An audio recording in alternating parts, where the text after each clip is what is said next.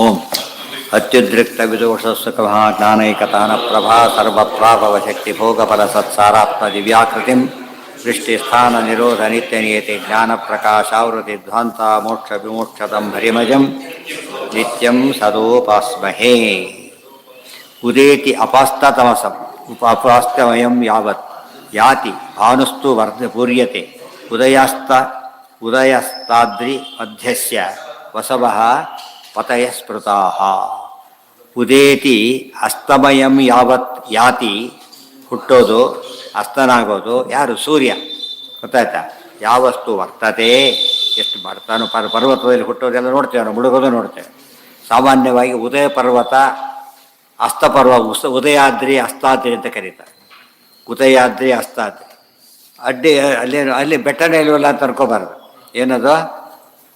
ಏನದು ಎತ್ತರದಲ್ಲಿ ಕಾಣ್ತಾನಲ್ಲ ಅದೇ ಉದಯಾದ್ರಿ ಅಷ್ಟೇ. ಇದು ಅಸ್ತಾದ್ರಿ. ಅಸ್ತಾದ್ರಿಯನ್ನು ಅಲ್ಲಿ ಮುಳುಗ್ತಾನೆ ಆ ಜಾಗದೊಳಗೆ, ಈ ಜಾಗದಲ್ಲಿ ಹೇಳ್ತಾನೆ.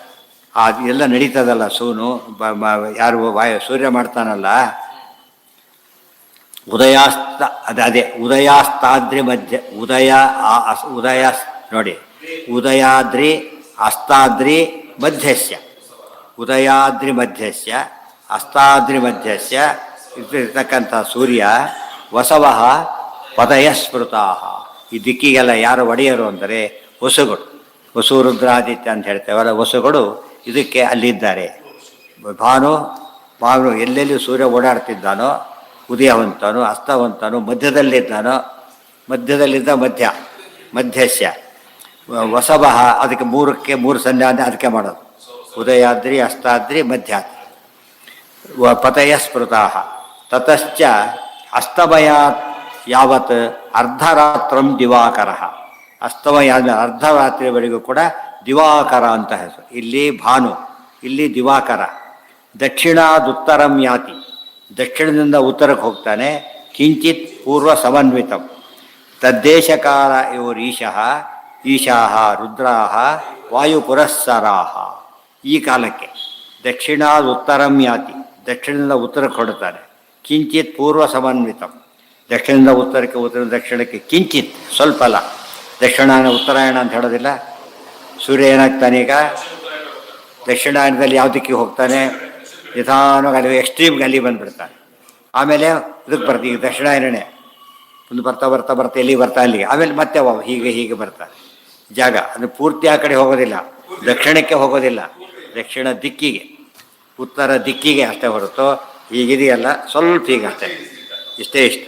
ಈ ಕಡೆ ಬಂದಾಗ ಏನಾಗುತ್ತಾಗ ದಿನಮಾನ ವ್ಯತ್ಯಾಸ ಆಗಿಬಿಡುತ್ತೆ. ರಫ್ಲಿ 13 ತಾಸು ಆಗುತ್ತೆ ಮ್ಯಾಕ್ಸಿಮಮ್ ಡೇ. 1 ಡೇ ಅಂದರೆ 13 ಅವರ್ಸ್, ಮಿನಿಮಮ್ ಅಂದರೆ 11 ಅವರ್ಸ್. 2 ಅವರ್ಸ್ ವೇರಿಯೇಷನ್ ಬರುತ್ತೆ.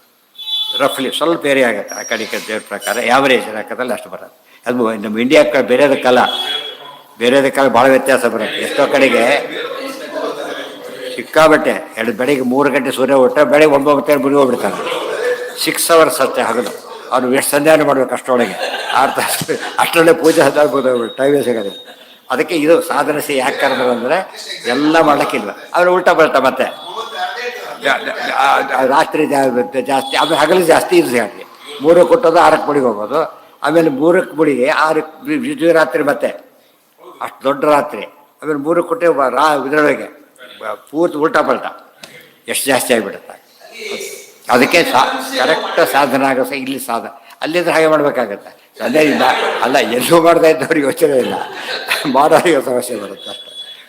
ಅದೆಲ್ಲ ಮಾಡಬೇಕು. ದಕ್ಷಿಣಾದುತ್ತರಂ ಯಾತಿ, ಅದಕ್ಕೆ ಸಾಧನ ಸರಿ.